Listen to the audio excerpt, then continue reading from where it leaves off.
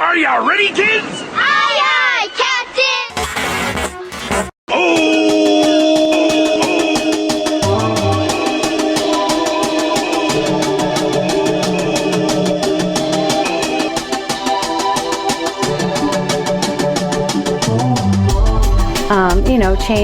Change is hard. From a swimming coach to an art teacher. That's right. They're 14 years old. They're funny. They're honest. And they make me laugh. And I look forward to discovering new stuff, right? To go places, and see new things, right? My dad was a teacher. There's always going to be people telling you that you can't do this or you can't do that. Hey, if you're happy, that's the only thing that matters. And welcome back, ladies, gentlemen, and other distinguished members of the audience. You're listening to Valley Vibes, a radio show produced entirely by SpartanSound Productions, Central Unionized very own production studio. Now, we here at Valley Vibes are usually dedicated to the youth and culture of the Valley, and there's certainly something to be said of the involvement of teachers in the development of the Valley's youth. A great teacher can leave a student with a love of learning and the subject matter that'll last them a lifetime. It is for this reason that we've decided to not only honor retiring teachers in the district for this episode, but throughout our summer shows as well. As for right now, we have Central Union High School teachers Mr. Robert Fuller, Ms. Becky Taylor, and Ms. Maricela Avila, as well as Southwest teachers Mr. Ed Roncal and Mrs. Mickaelle Bonfils-Roncal to talk about their careers as teachers, future plans, and words of wisdom they'd like to share before they depart. We hope you'll like it as much as we did. It was a blast. I'm currently sitting here with Mr. Fuller, who has been an English teacher here for how many years? This is year 30, 26 at Central, and I did 4 over in San Diego.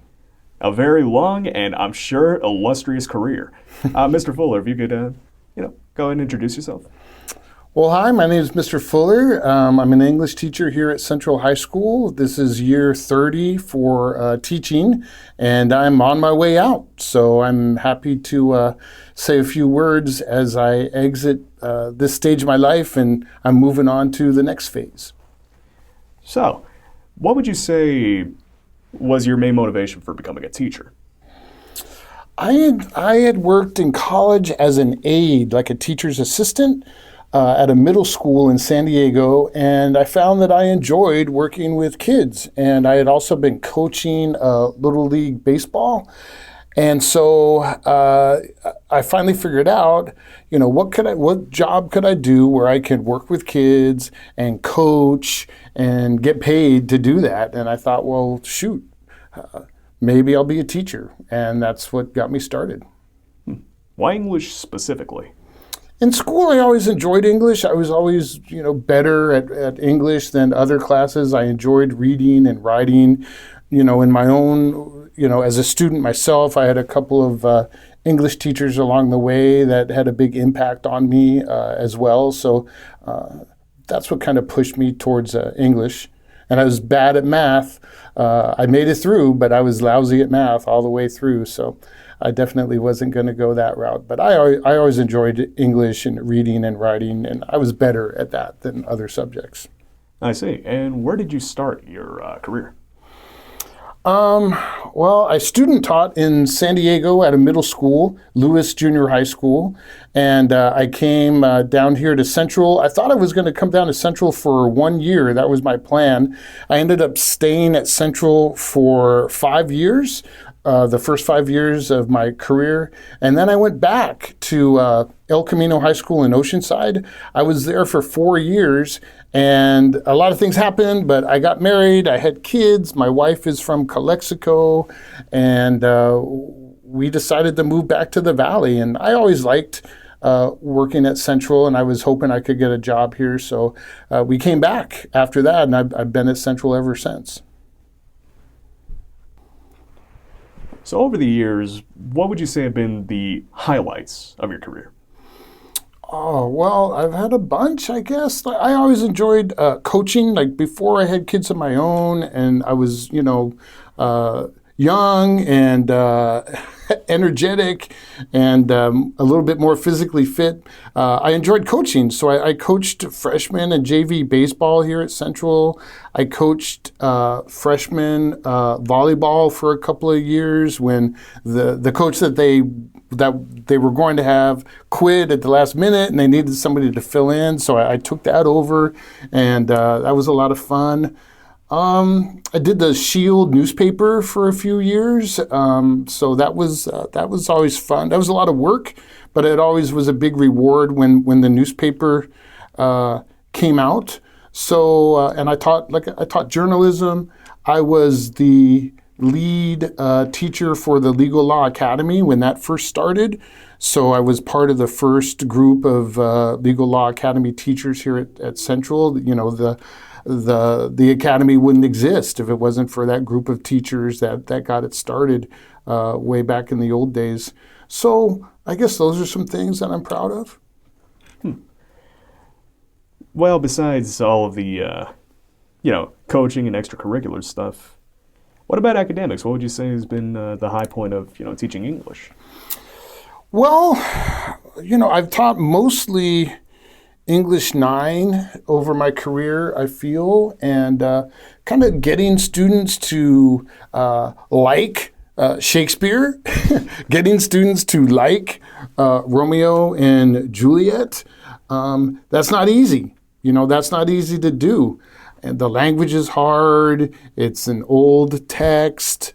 But the ideas in Romeo and Juliet are still relevant today about, young people falling in love and conflicts with their parents. And so I think, academically, getting kids to enjoy Romeo and Juliet, that's a big task. I'm proud of accomplishing that. Okay. Well, I suppose with that being said, is there anything you would like to leave us with? Any advice, words of wisdom? Advice would be, don't let anybody tell you that you can't reach your goal or your dream. You decide what you want to do and know that you have to work hard to accomplish that goal. But don't listen to the naysayers. There's always going to be people telling you that you can't do this or you can't do that or it's too hard or it's impossible or you'll never make it. And I tell my students in class that a lot of time I feel like people say that because, subconsciously they feel they would, if you're able to accomplish these things and they didn't, they'll feel bad about themselves. It might not even be a conscious thing that they know is happening, but people will tell you, oh, you can't do that, or why do you want to do that, or that's dumb. Because if you do it and they don't, then somehow in their mind, you're better than them. So, people will try to shoot you down in life and tell you that you can't do things. And I would say, don't listen to those people. Don't buy into that. Figure out what you want to do and go after it, and if you change your mind and you want to go a different path, that's okay. But do it because you want to do it, not because somebody tells you that you can't or that it's impossible. Very, very well said. What would you say? I'm sorry, I'm drawing a blank here. Okay. So, what's next for you? Well, it's funny. Everybody says, well, what's your plan? What are you going to do? It's almost annoying because I don't really have a plan. I have some ideas that I'd like to do. I talked to one person who said, I was telling them that people keep asking me about what's my plan? What am I going to do? And this person told me, well, you know what you're going to do? You're going to do what you've done every summer for the last 30 years. You've had 30 mini retirements already. So you're going to do, you find ways to occupy your time just like you always have. I like to exercise. I like to read. I like to hike a little bit. I like to travel. I have a brother that lives in San Diego that's retired. I have one of my best friends from high school. He lives in San Diego. He's retired. So, I see myself going over to visit with them and just enjoying life and knowing Sunday night I'm not going to be worrying about what am I going to do tomorrow morning in class. All right, that is really good to hear. I wish you the best. Thank you so much, and thanks to everybody at Central. It's been a great ride. Thank you again. All right. Thank you for your time, Mr. Fuller. Yeah, no worries. That was fun. I'm currently sitting here with Miss Avila, who is going to retire this year from Central Union High School. If you could just please introduce yourself. Hello, my name is Maricela Avila, and I have been working for Central Union High School District since 1993. I see you are a veteran. Yes, I am. Okay. So to start off, what made you want to become a teacher? Well, my oldest sister is a teacher, and I could see how much she enjoyed her job. And I always loved being around kids, so I thought that would be perfect. Okay, and where did your career begin initially? Well, I applied for a job at Desert Oasis High School because we're in, the district, Desert, Southwest, and Central.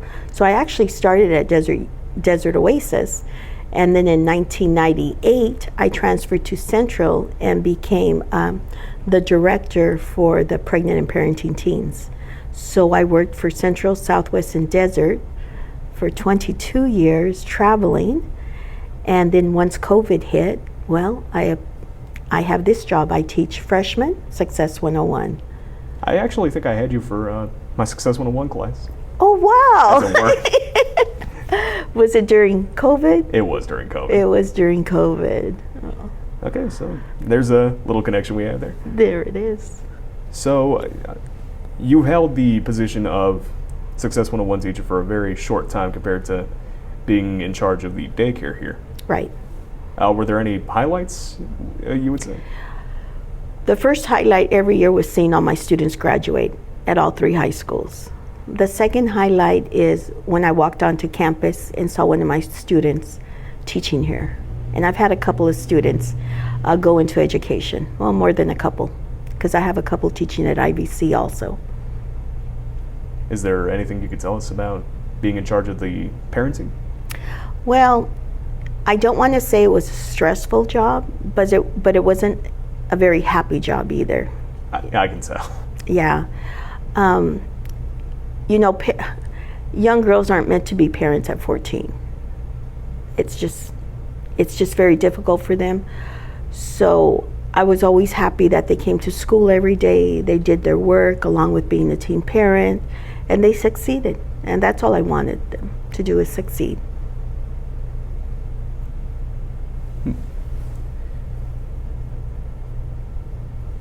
I'm sorry, we are only at about 2 minutes here. So working at all 3 high schools, it was an eye-opener. It was an eye-opener because everyone always said, I want to make sure I say this correctly. The only one with pregnant girls is Central Union High School. And I would have to explain to them that we took students from Calexico, Imperial, Hopeville, Brawley. All over the county. All over the county, and we never said no. Even though we were full, we never said no. We took every student that needed help. And we had great counseling. We still have great counseling. So they had access to the counselors, to the psychologist, to the nurse. They had access to everything. And another good thing about that is we offered a senior class for regular seniors to take the course for a period as childcare. And these seniors right away learned they did not want to be teen parents. Just 1 hour a day, and they knew, I can't do this.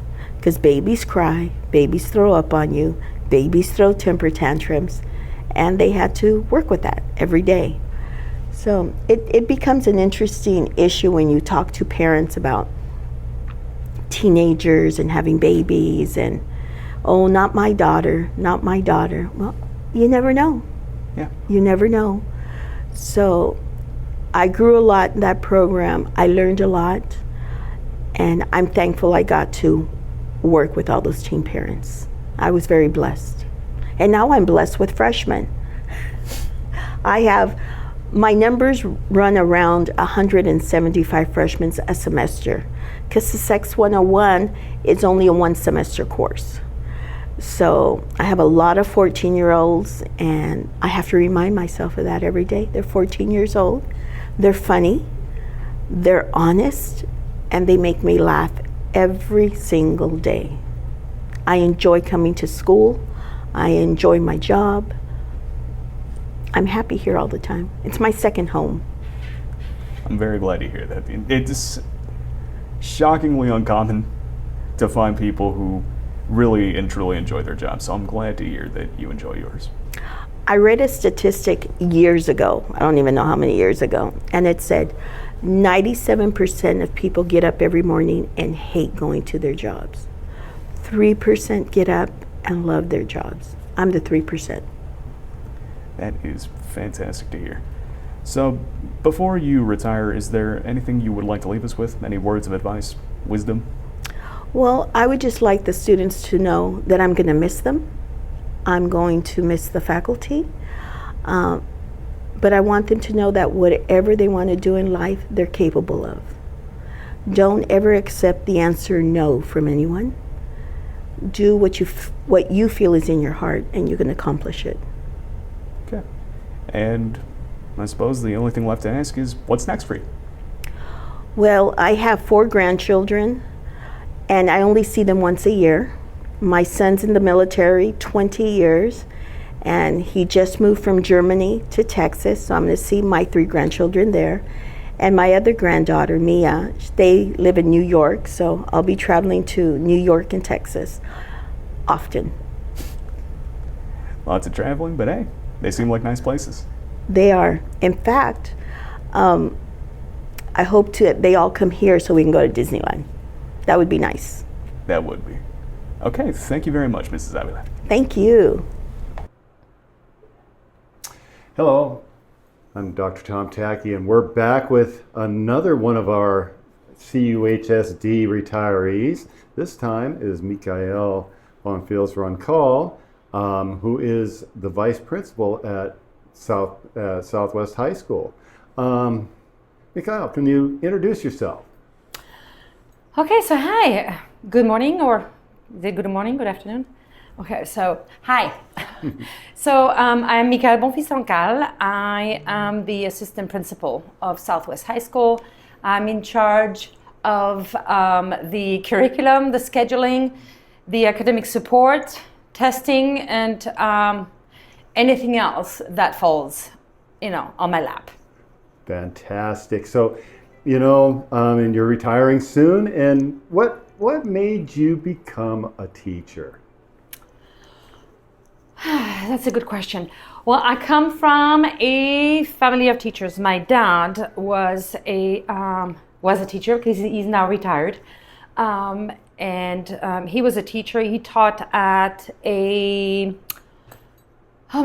what is it called? Institut Universitaire de Technologie. It's like a technical college school in France.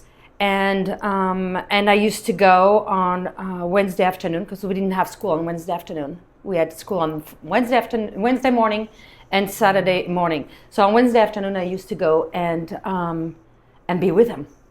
And I love what he was doing and working with students. And I was like, okay, maybe that's something for me, right? So it took me a while to to get to where when I started teaching.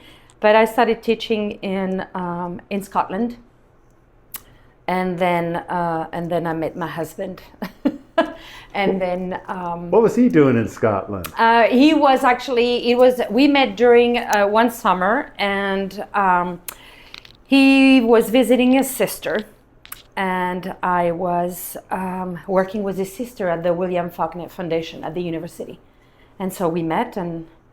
The rest is history, as I say. Wow, that's so cool. Yes, really so cool. Yeah, I came here and then I started subbing long-term in Calexico in '98. And then after that I was hired and so really it was, I didn't see myself doing something else I was really, that's what I wanted to do. I wanted to help, help the youth, like guide them. And, I thought I had something to bring to the table. Sounds like it. That's a really interesting journey. I mean, from Scotland to the Valley is, France and Scotland to the Valley is, It is. There's a lot of us here that aren't from here, right? So you know what? It is true. It is true. We have, I think when you arrive here, it's a very small community compared to, to the world or where I come from. And so it feels like really like a big family, right? You meet people and then you make friends. And then, I don't know, it's a safe place to be, And so, yeah.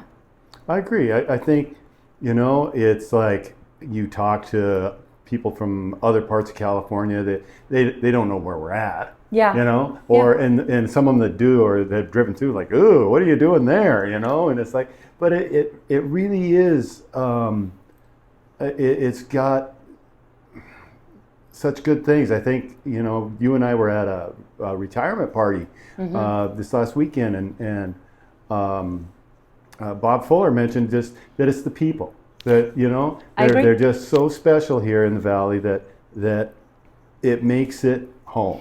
It is the people, indeed. The people and the students, right? I was telling someone recently, they were like, so what was the difference between Calexico and here, right? And I said, the students are different. The students are different. I think over there we have much more, I'm going to say support from the parents. When I used to teach over there and I called the parents were in the classroom sitting next to their kid the following day. Like, wow. You're not going to disrespect anybody. You're going to be working because your job is to get good grades, right? But definitely the Valley, it's the people that bring you back and make you stay here. So I know that I heard people where I'm only going to be here for 1 year. Yeah. And then they end up staying, and for my husband, 29 years later, because he taught in San Diego before, but 29 years later, he's still here, right? So it is the people, and it's a great place to raise a family too. Yeah. So, that's great. So what were some of the highlights of your teaching career here? The highlights, I would say the different classes that I taught. So I taught French, not for long, but I taught French here. I taught regular English 9.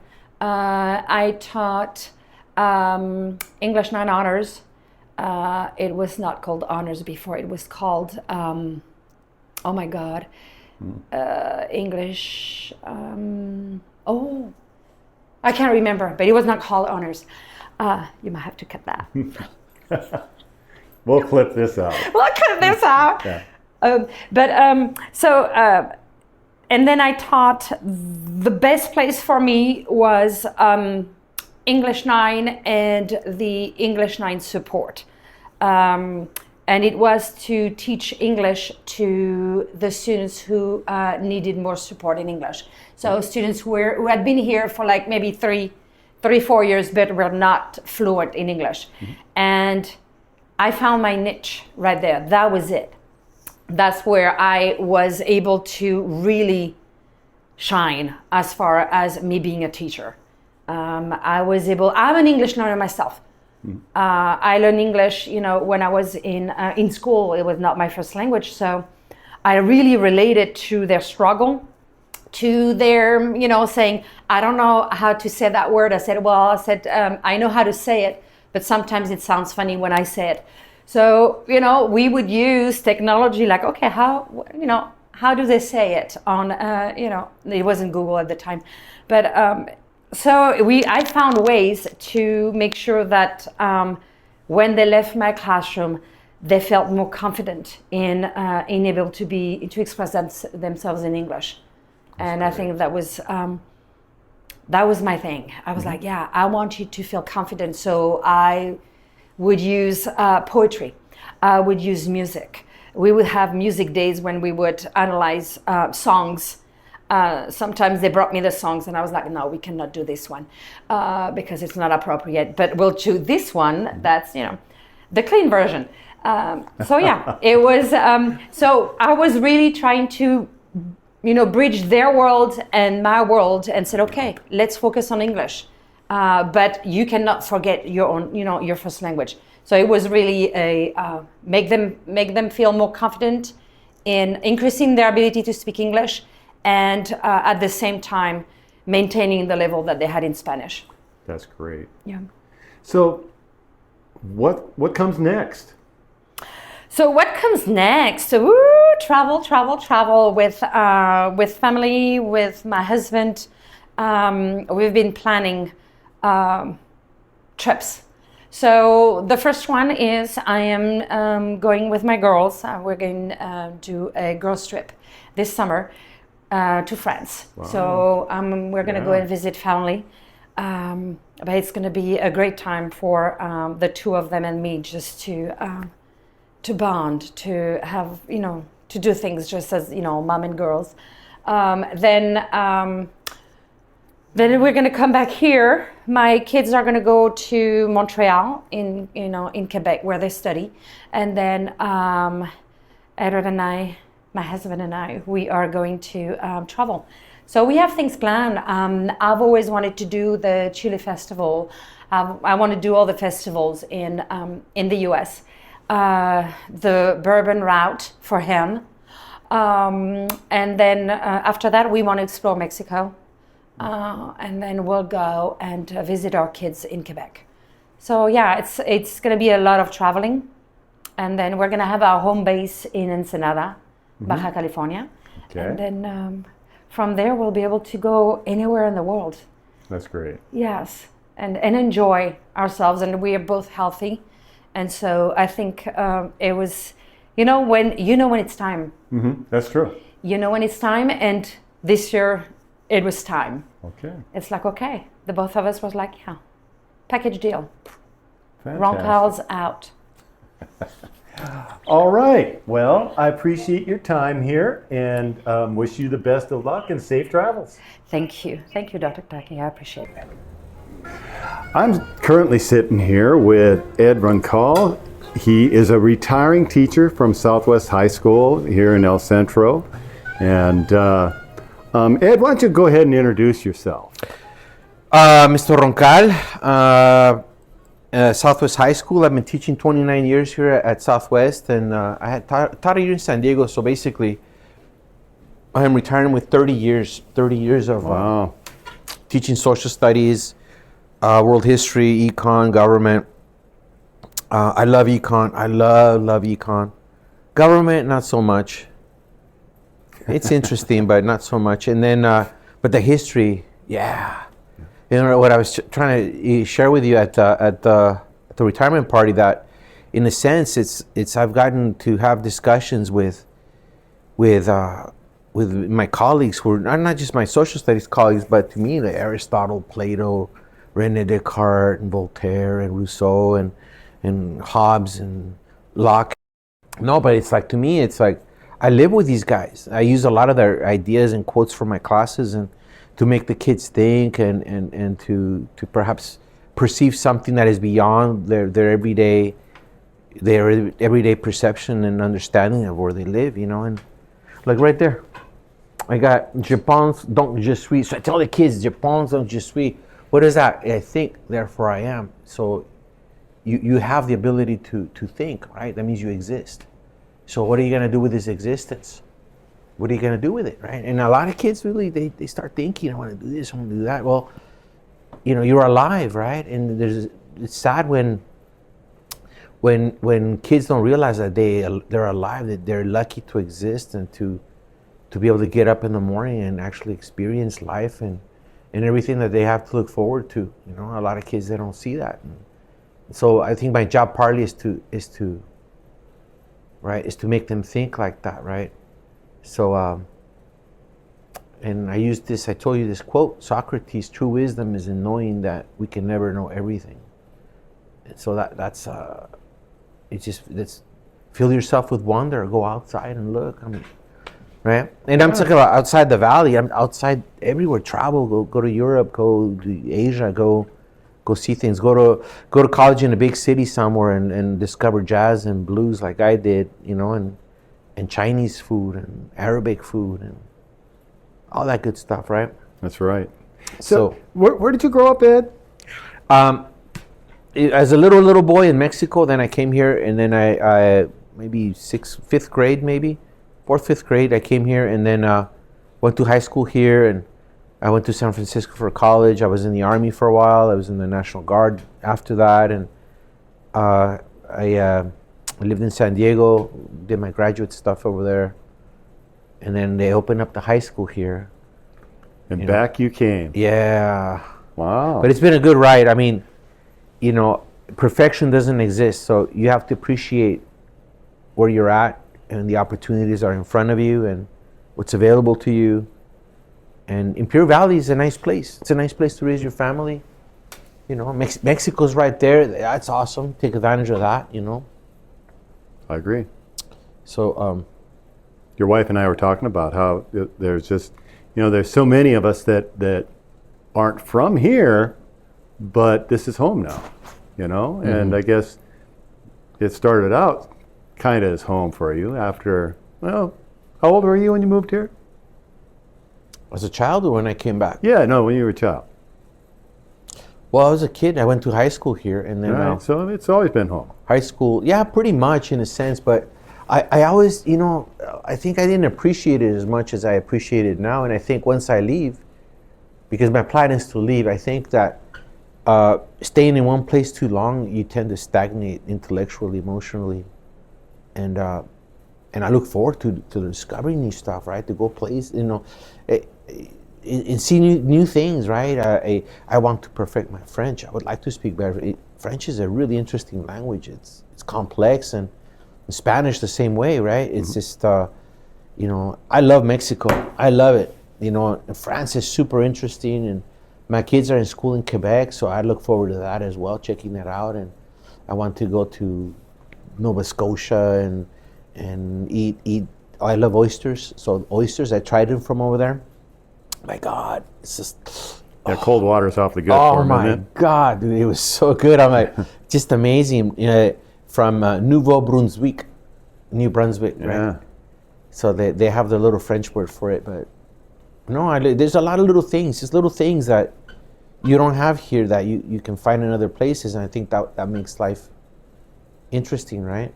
You're right. So there's nothing better than an interesting life. That's great.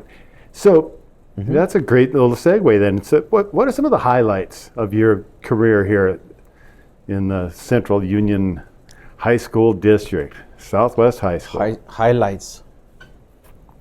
I wouldn't say there's like a highlight where like you reach a peak, but I think it's I think in our profession, I believe, right, it's not about us in our self-aggrandizement or our ego or our wants and desires or necessarily our personal comfort within our job.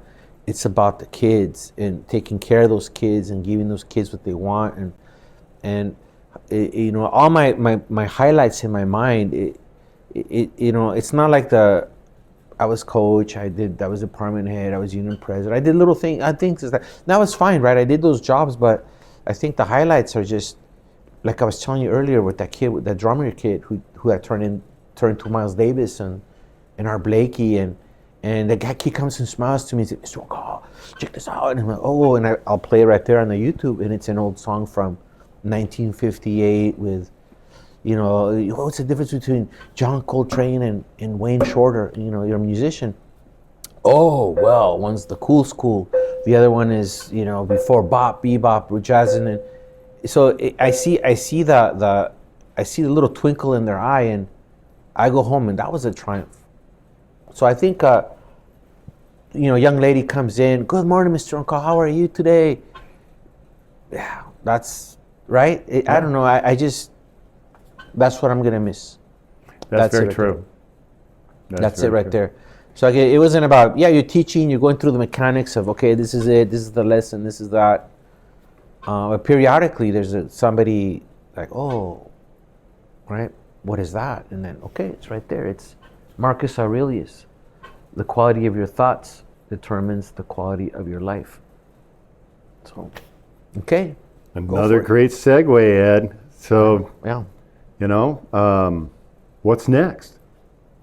Well, I was telling you, I'll give you an idea. With my daughter, when we took her to Montreal to lock the door a little bit so they can wait a little bit. When I took my daughter to Montreal to check out universities, there was a poster, right? And the poster was, it was for an anthropology class. And it was on Native Americans, or what they call the First Nations. So it was First Nations, like a survey specifically dedicated to in Canada, right? And that was the first semester. Second semester was archaeological methods. And the summer was a archaeological dig up above the Arctic Circle, where they were trying to find evidence of the first Native Americans who came over from Asia, from the Bering Strait. I thought, wow, I don't know, that sounds kind of crazy, but I would like to do stuff like that. Mm-hmm. That would be fun. Right? Yeah. That would be like, it just involve your mind and contribute on some other level, right? But at the end, it doesn't matter. I think what I tell my students is that the most important thing is that you are happy with yourself, right? So if you stay here and have a life here and do your life, you know, maybe guy meets local girl, they have kids and they work hard and they raise their family. Hey, if you're happy, that's the only thing that matters, right? It doesn't matter what other people think. What matters is what you think, because you have to live with yourself, right? That's right. Right? And so that's been my whole thing, man. All these years, I've been telling kids, this is what you do. This is what it is, you know? So. Well, we're going to miss you, Ed. No, that's it. That's it. That's it. Oh my gosh, man. Okay, well. Unless you got one last wise word for us. Oh my gosh, man. Oh man, all kinds of stuff. Yeah, I bet there is. It's been a good ride. And also, I'm going to miss some of my colleagues, such as yourself. Thanks. You know, amazing gentlemen, ladies, over the years, you know. Some of them came and they went and they retired, and now it's my turn. So, you know. At Central Union High School, Miss Taylor, if you could just introduce yourself. Hi, my name is Rebecca Taylor. I'm an art teacher here at Central and ceramics teacher. And how long have you been here at Central? Now, I have been at Central for 12 years. I started my career in Arizona, and right fresh out of college, I was 21, and I started art in a cart. So I pushed a little shopping cart around to everybody's classroom, K through 8, and I did that for quite a few years. And then I moved up to the junior high, and I taught junior high for about 8 years, I think. I don't do my math, but so I did that at junior high level, and then I got my dream job.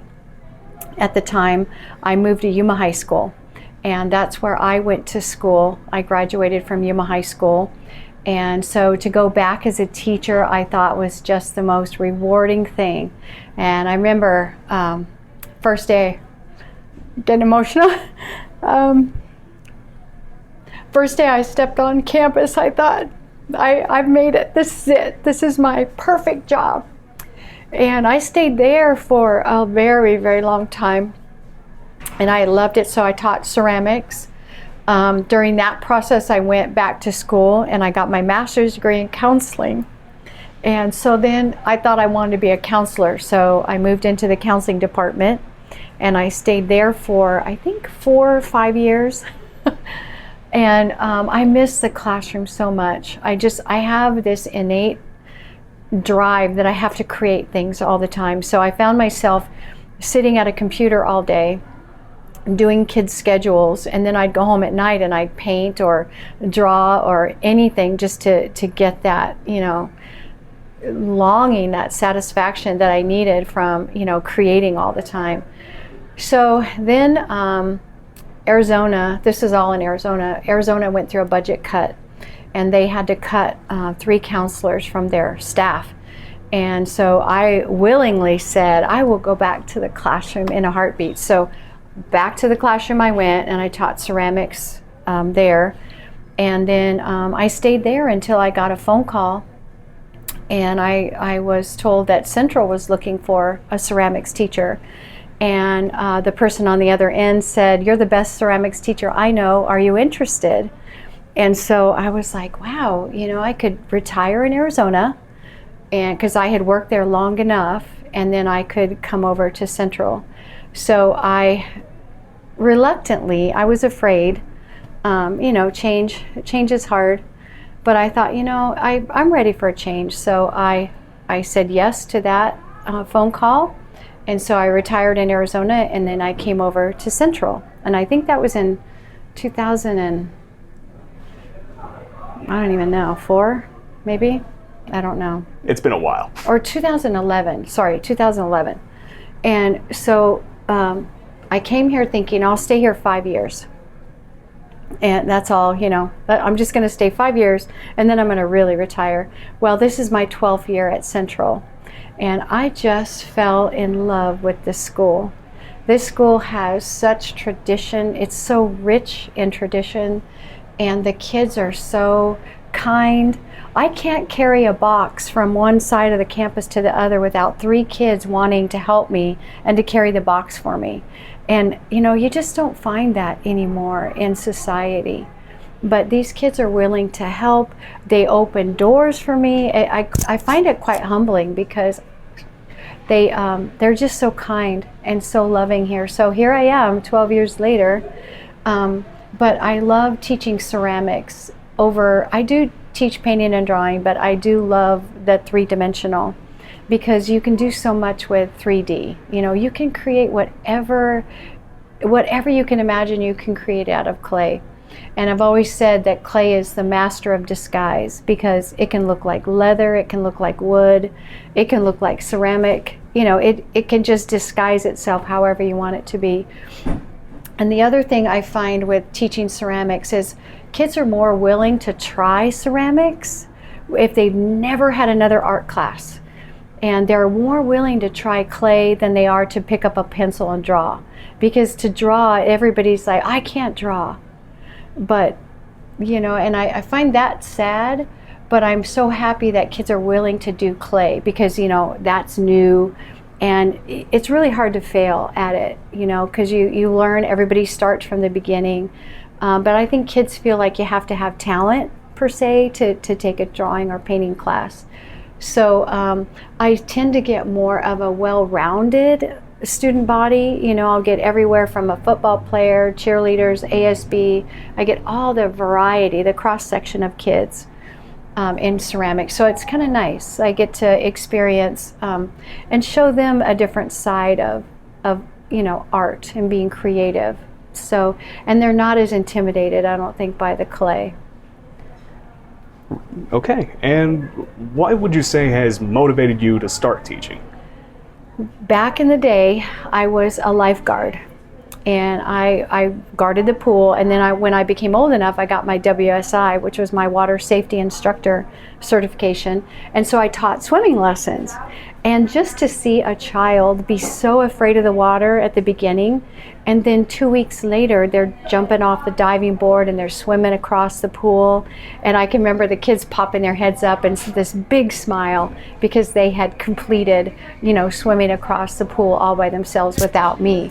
And so that really struck me, as I like to see that light, you know, when it clicks.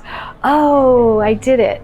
And so that's always what I think motivated me way from the beginning, was lifeguarding and teaching. From a swimming coach to an art teacher. That's right. That is one heck of a journey. It is. So, is there anything you would like to leave us with before you retire? Well, you know, I think this isn't the end for me. I'm going to go on, and I'm going to open my own studio, and I'm going to teach private lessons from here on out and create my own art. But I think the one thing that I'd like for everybody to get, I don't expect everybody to be an artist, but at least use up all the talent that you have. And, you know, whatever talent it is, singing, drawing, painting, playing the guitar, playing the instruments. I mean, I love music too, and I'm always in awe of the band directors and all these music teachers that are so talented. You know, use your talent, use every bit that you have, so when you're at the end of your road, you can say, I have no more talent left. I've used it all. Hopefully for the good. I see. Okay, thank you very much for your time, You're Ms. Taylor. welcome. Thank you for having me. And so our episode on the retiring teachers in the Valley comes to an end. There are unfortunately still quite a few that we couldn't mention this time around due to time constraints, but y'all can rest easy because we'll be having more on throughout the summer. Speaking of which, our first show will be covering the Association of Popular Music Education Conference being held at the University of Southern California in Los Angeles, which Central has been invited to. It's bound to be a blast, and we'll tell you all about it at Sunday, 9 a.m. Until then, this is Daniel Montoya, signing off. This program was produced and brought to you by SpartanSound Productions. Special thanks to our guests, Mr. Robert Fuller, Mrs. Maricela Avila, Mrs. Rebecca Taylor, Mrs. Mickaelle Bonfils-Roncal, and Mr. Ed Roncal.